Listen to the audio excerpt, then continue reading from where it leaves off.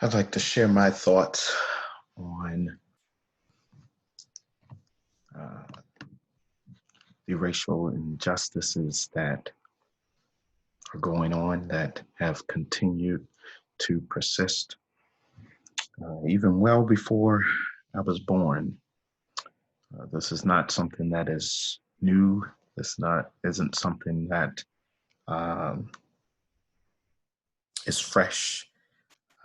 It's been ever persistent for years, for decades, and for centuries.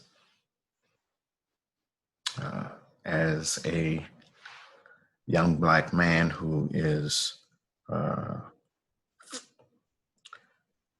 trying to live, trying to have life, liberty, the pursuit of happiness in this world,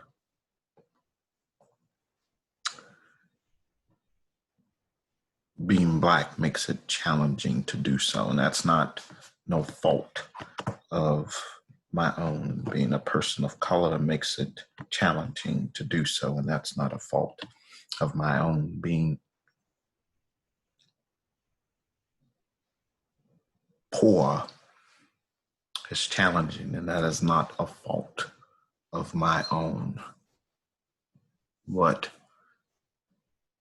Black, brown, people of color, poor people, and the marginalized and the disenfranchised are tired of seeing is time and time again a systemic racial system of oppression, choking, suffocating, beating, brutalizing, whipping, choking, lynching, tear gassing, shooting, shackling, and handcuffing us.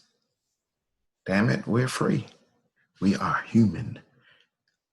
We are free.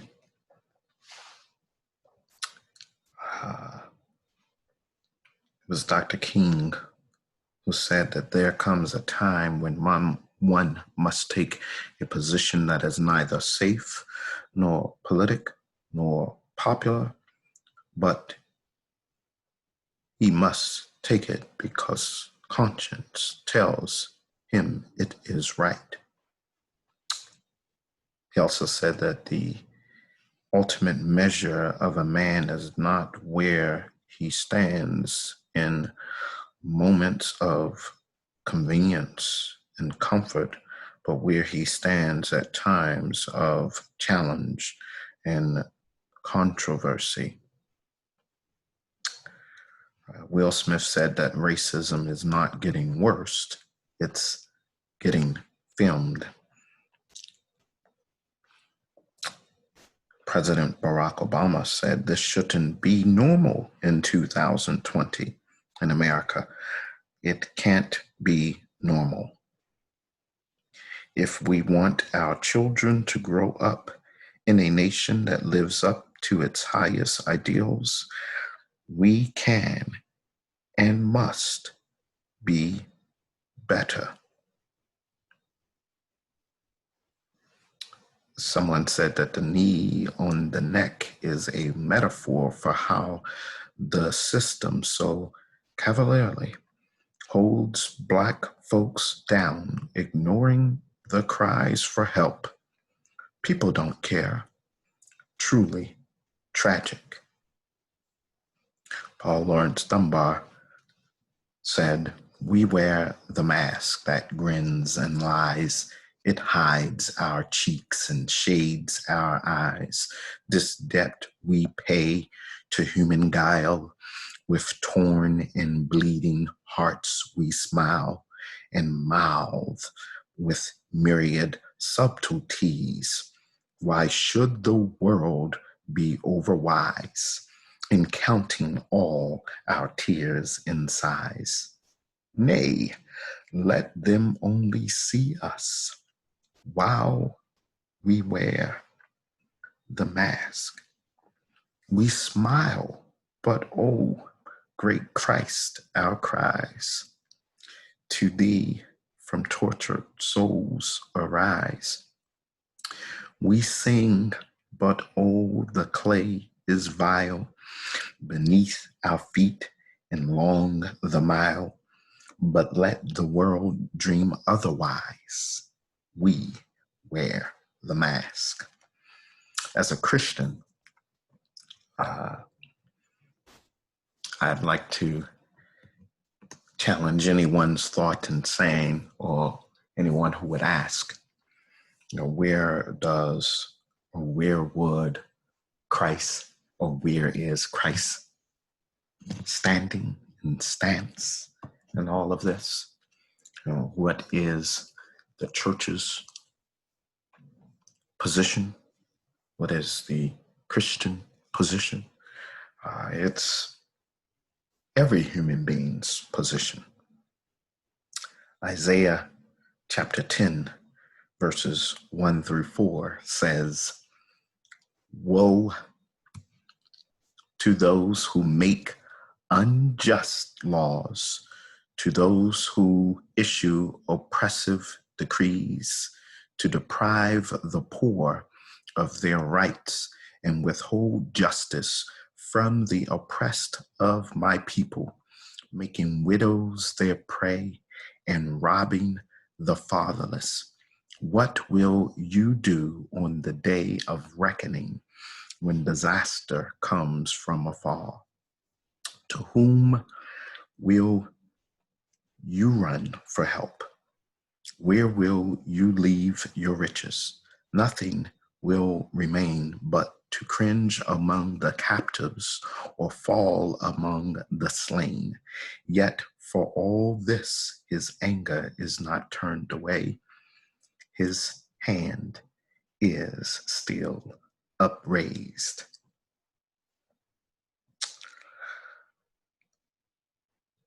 Also, it's in Proverbs chapter 29, verses 1 through 27 that says, "Whoever remains stiff-necked after many rebukes will suddenly be destroyed without remedy.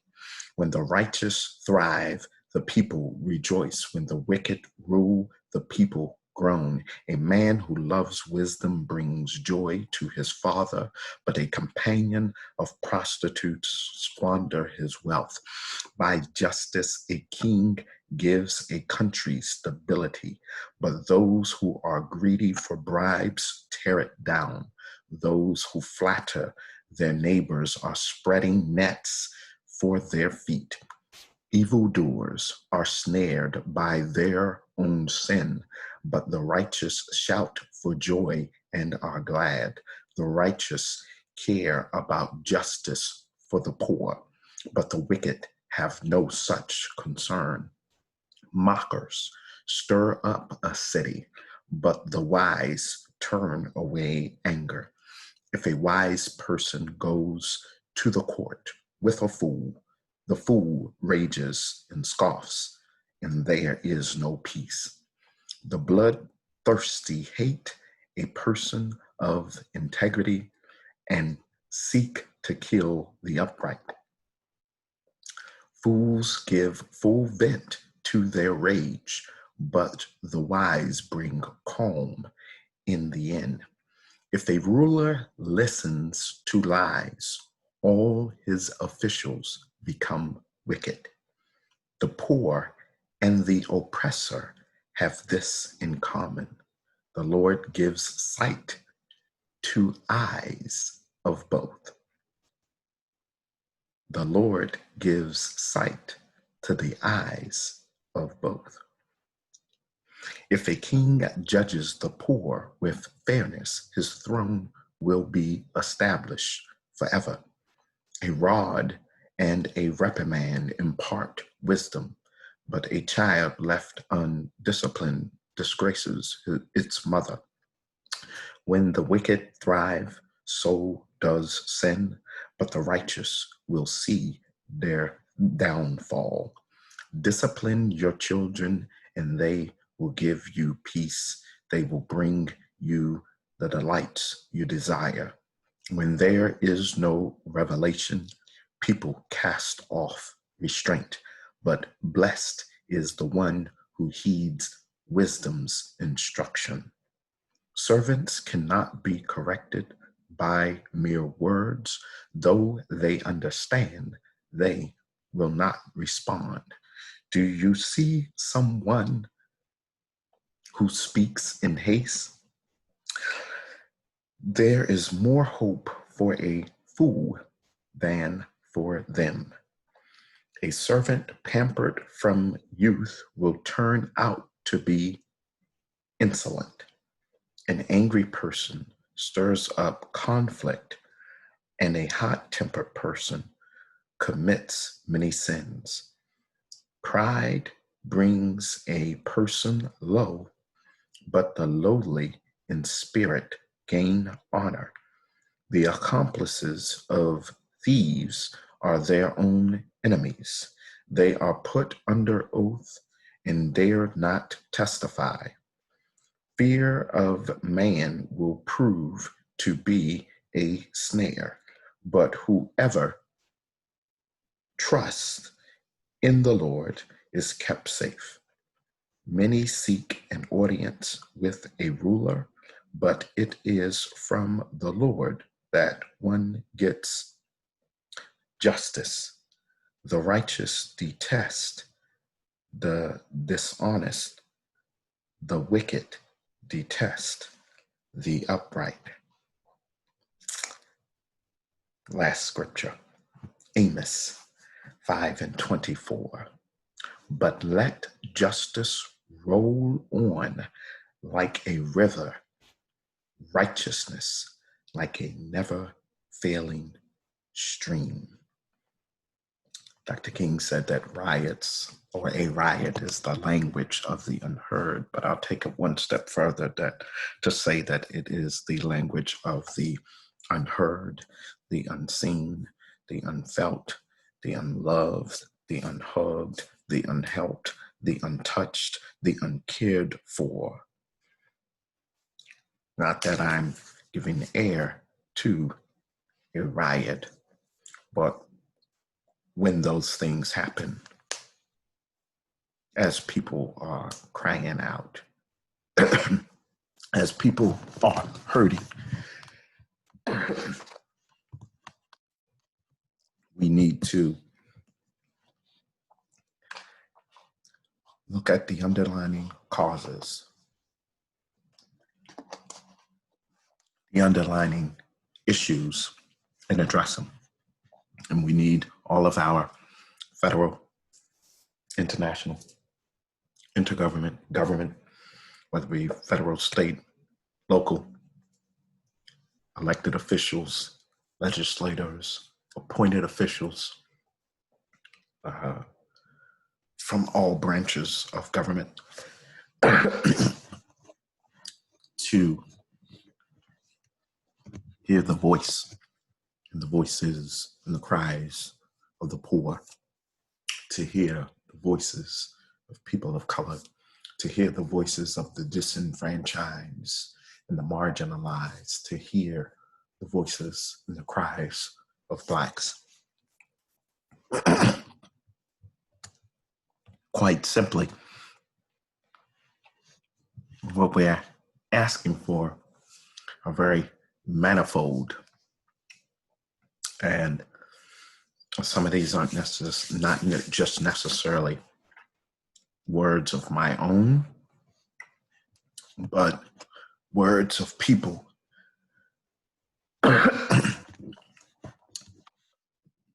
this movement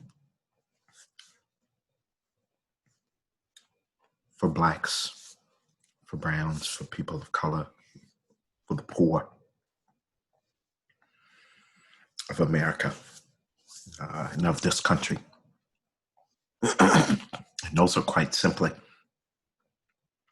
to protect and expand the right to vote. It was the late and the great Reverend Dr.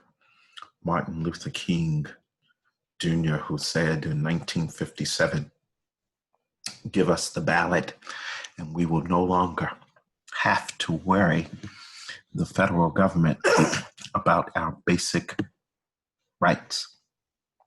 Give us the ballot, and we will no longer plead to the federal government for passage of anti-lynching law. We will, by the power of our vote, write the law and bring an end to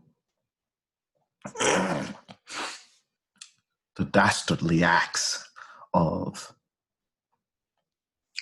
the hooded perpetrators of violence. These perpetrators today are not just hooded, but voter suppression, all forms of oppression and suppression is allowing them to commit their acts of violence with full impunity. We must protect and expand the right to vote for Black, brown, indigenous, poor, disenfranchised, and marginalized people. This means implementing right now in this COVID pandemic, and I would even say even beyond that, a vote by mail system. People should be able to vote by any and all forms, means, and methods, reinstating key protections of the Voting Act's right of 1965.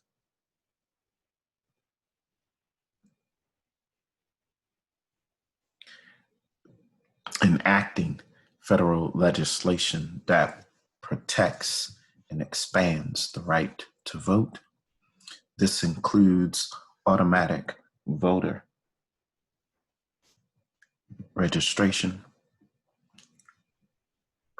early registration for voters starting at the age of 17, and a verifiable paper record, making Election Day a national holiday. There must be consequences for abuses of police power and justice for families and communities who have been harmed and terrorized by police violence. Must be a matter of law.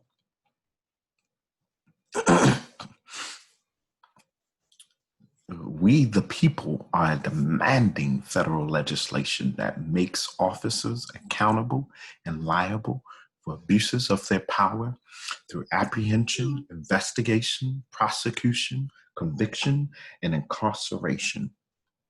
This means any officer who abuses the power to kill with racial or discriminatory intent can face federal charges and state charges for murder. Any officer who stands by and does nothing against the excessive use of force can be, must be, should be prosecuted as an accessory to the crime. A city that hires officers who abuse their powers against a community can be, must be, should be ordered to pay damages, all damages, to victims and their families. We must demilitarize the police in mass incarceration, stop criminalizing Black, brown, people of color, the poor, the disenfranchised, the marginalized. This means ending the 1033 program and redirecting funding that sends military equipment to local and state law enforcement, ending all programs that provide military training for local and state police, banning the use of force as a punitive measure or means of retaliation against Blacks, Browns, people of color, and people who are unarmed and are of no danger or harm to anyone.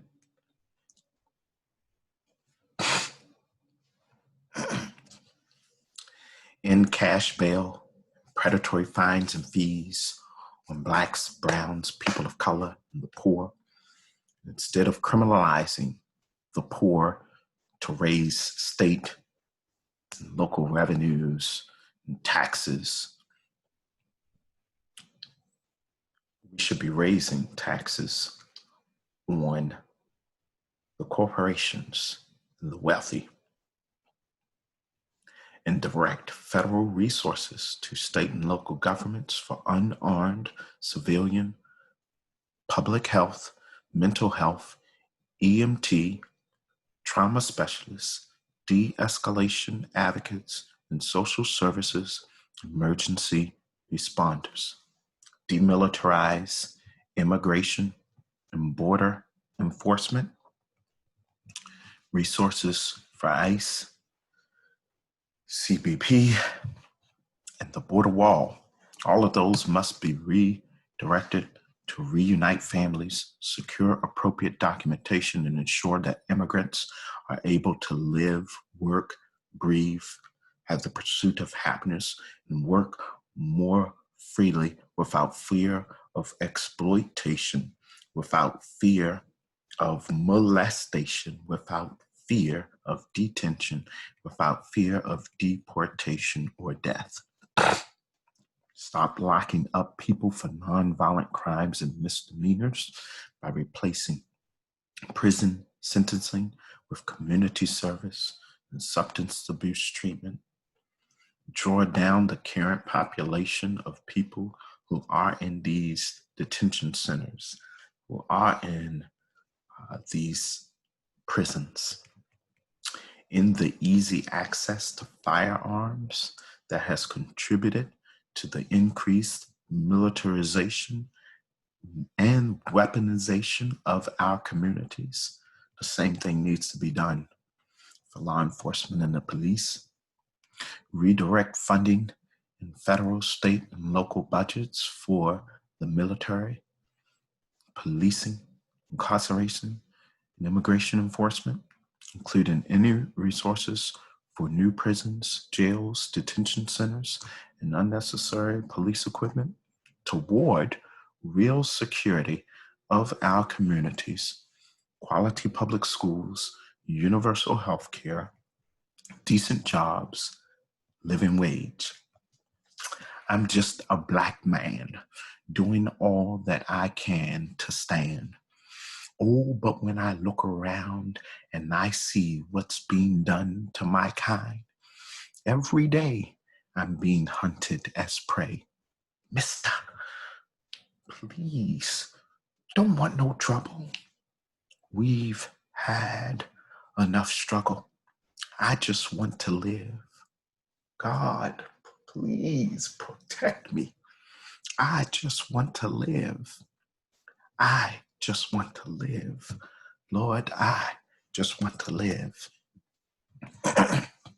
Research shows that more restrictive use of force policies can reduce killings by police and save lives.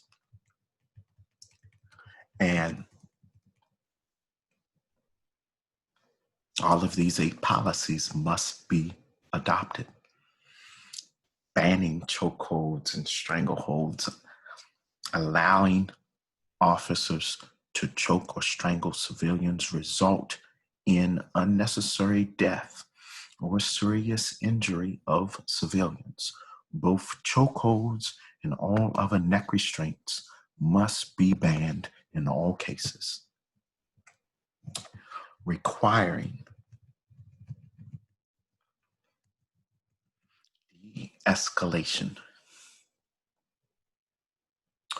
Require officers to de-escalate situations where possible by communicating with subjects, maintaining distance, and otherwise eliminating the need to use force and excessive force.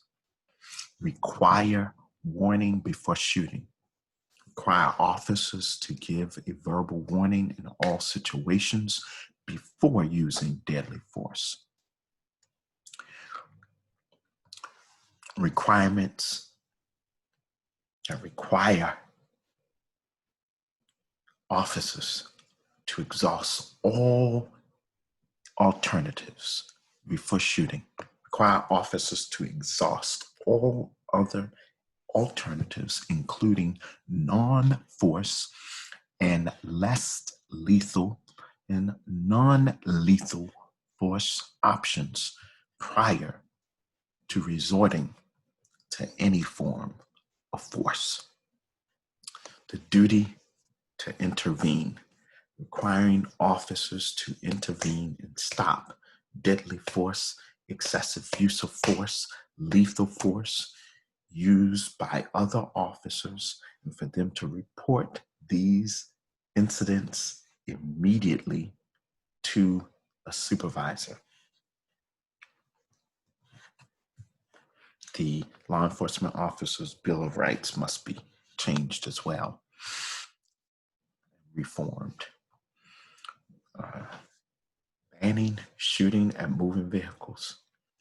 Ban officers from shooting at moving vehicles in all cases, which is regarded as a particularly dangerous and ineffective tactic. While some departments may restrict shooting at vehicles to particular situations, these loopholes allow for police to continue killing in situations that are all too common. 62 people were killed by police officers last year in these situations. This must be categorically, unequivocally, and unanimously banned, requiring use of force continuum, establishing a force continuum that restricts the most severe types of force to the most extreme situations and creates clear policy restrictions on the use of each police weapon and tactic and form of force, requiring comprehensive reporting, requiring officers to report each time they use force or threaten to use force against civilians. Comprehensive reporting includes requiring officers to report whenever they point a firearm at someone or use force, in addition to all other types of force. Establish real security by taking care of our health needs, not just in a COVID-19 pandemic, but beyond, and address poverty and disinvestment in our communities that brought us to this point. What's needed for this to happen? This means ensuring universal health care for all. Poor, Black, brown people, including undocumented people in Native communities, are facing higher rates of infection and death with fewer resources and infrastructures. We demand free and affordable testing, treatment, and hospitalization care for all. Everybody must have access to health care during a pandemic and in general without fear of costs, premiums, incarceration, deportation, and detention. Reopening hospitals in Black, brown, and poor communities that have been closed during this pandemic and before, whether it be the last year, the last 5 years, the last decade, must be reopened. And they must have all necessary resources to help Black and brown and poor people. Expanding Medicaid. Our government must expand Medicaid in every state. We must also fully fund and expand resources to Indian health Services. Essential protections for essential workers. People of color, Black and brown people, poor people are disproportionately represented among the workers who are on the front lines of this crisis, including in healthcare, childcare, elder care, grocery, big box stores, retailers, janitorial, e-commerce, cleaning services, public transit, fast food, and other sectors of the economy.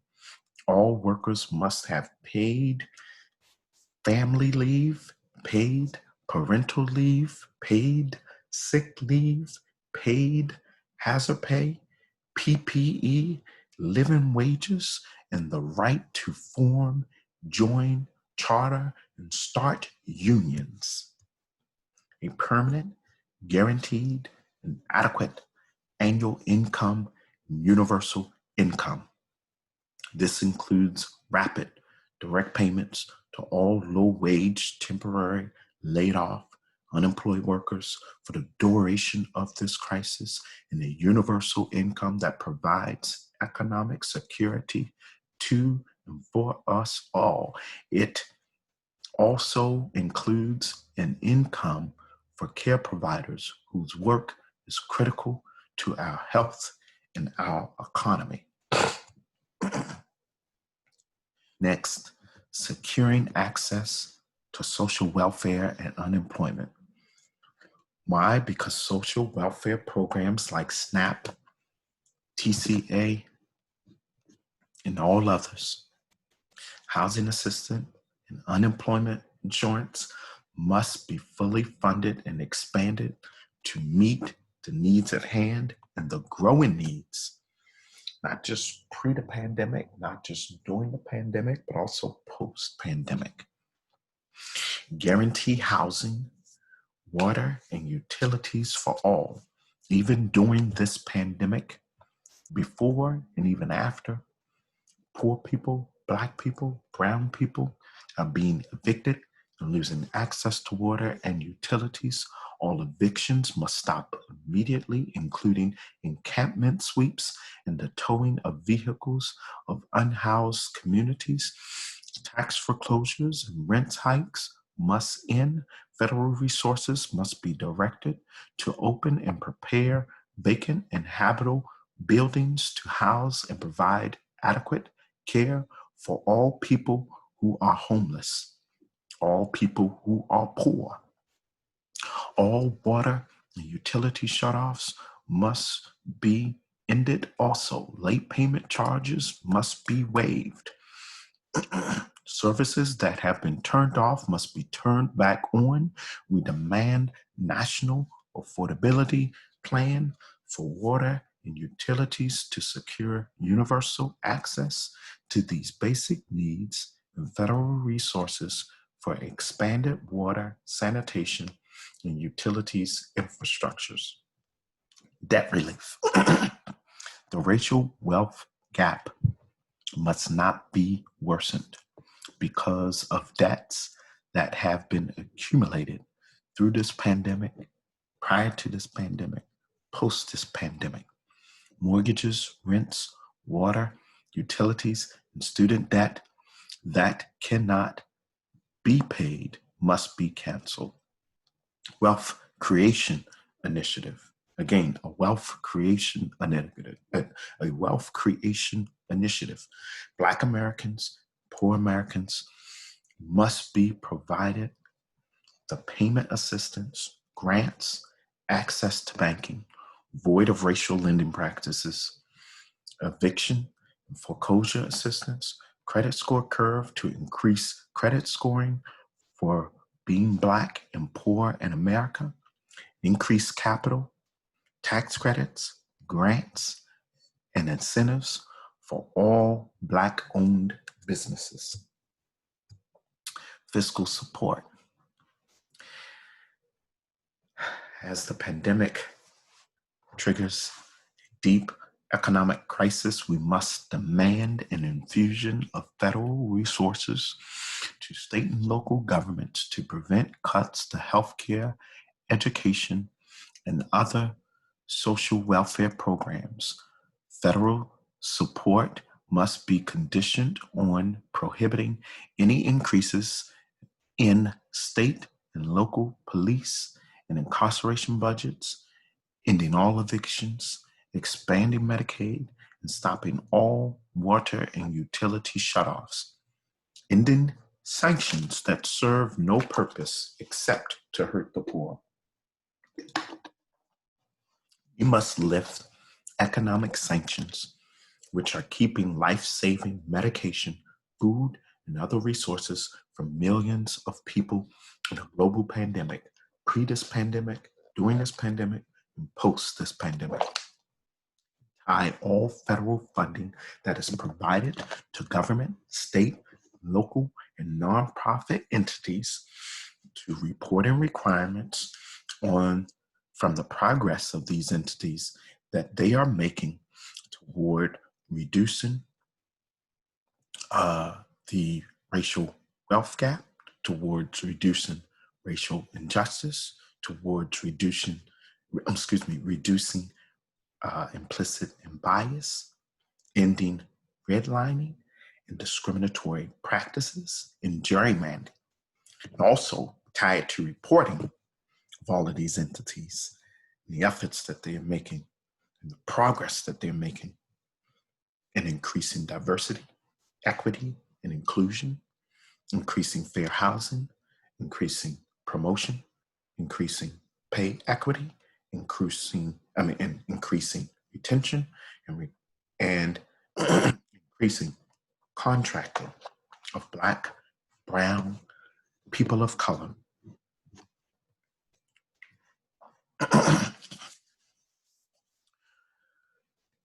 This also means working with frontline movements and impacted communities and establishing a national trust, justice, and accountability commission on the violence of systemic racism. Let me say that again.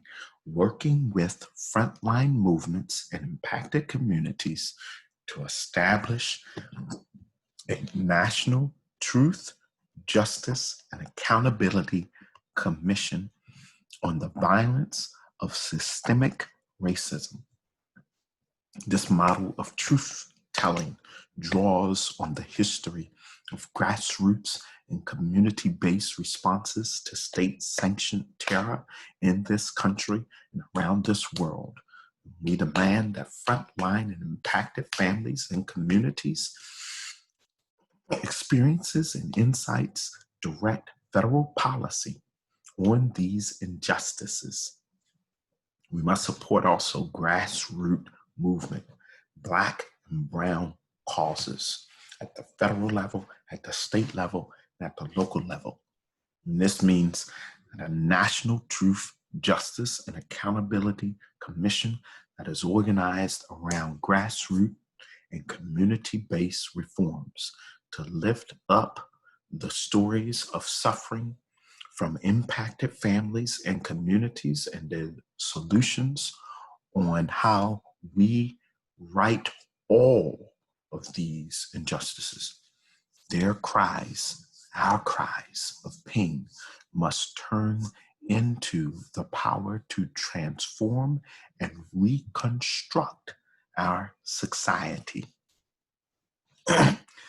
These demands reflect some of the policy priorities.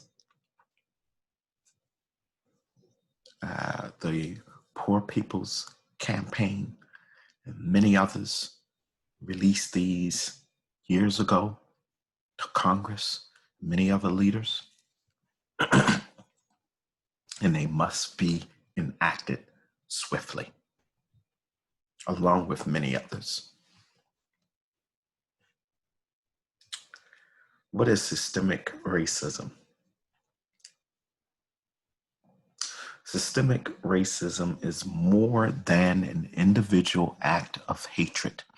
It is a state-sanctioned violence that dehumanizes all people of color, whether through police brutality, mass incarceration, denial of democratic rights, health, inequalities, or generations of dispossession. Systemic racism has denied the humanity of Black, brown, and indigenous people since the very founding of this country.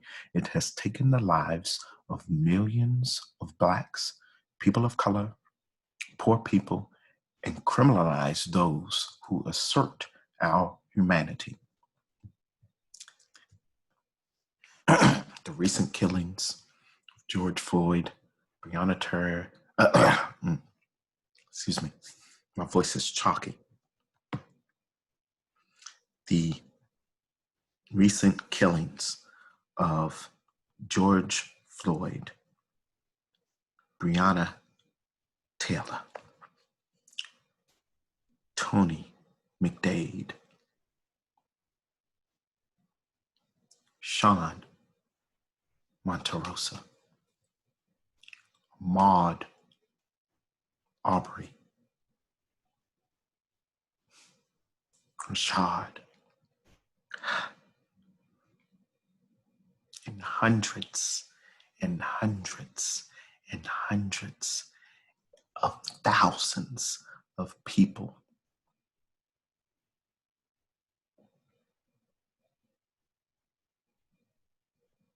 have prompted us to take action and to take this action together.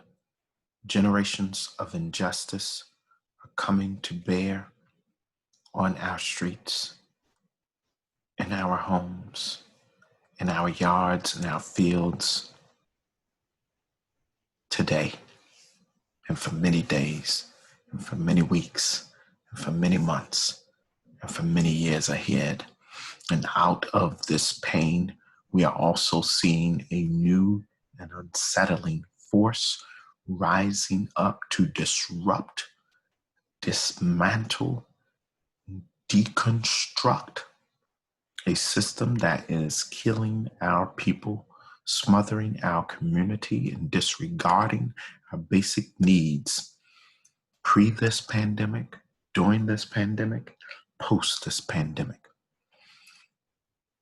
The truth is that while our government was totally unprepared for this pandemic, and is taking months to deliberate over whether Black, brown, poor lives are deserving of housing, health care, and economic security, it is fully prepared to quickly mobilize to wage war against us. Over the past decades, the U.S. military's budget has increased to over $738 billion, taking up more and more of our federal resources, while funding for basic needs like education, housing, food, security, and water have declined and are continuing to decline. Military spending is 30 times greater than the federal public school budget, 14 times greater than the federal housing budget, and 81 times greater than the EPA budget. Our federal government also spends $100 billion every year on policing and another $80 billion on incarceration. Through the 1033 program, local, state law enforcement agencies have received over 450,000 items worth $1 billion. I'll probably even venture to say that that's probably more than $1 billion. Rifles, tanks, military aircraft, and more of military equipment from the Department of Defense. This is horrific. Some local law enforcement agencies have received tens of millions of dollars of weaponry and for weaponry. This is why police are equipped like soldiers and essential workers are wearing garbage bags in trash bags. This is why our military and National Guard is deployed within hours to multiple cities to protect property, but we still don't have protection against a virus that has killed more than 100,000 people, including more than 60,000 Blacks and people of color. While millions of dollars were spent or was sent to federal, state, and local law enforcement to address heightened needs during the pandemic, 20 million people still have not received their stimulus checks. 30 million people remain uninsured. 40 million people are unemployed. 50 million people will face hunger in the weeks ahead. And 60 million people do not have living wages. On top of the pandemic of homelessness that has plagued America. All of this has been a disproportionate effect on Blacks and people of color who face higher rates of unemployment, poverty, infection, and death.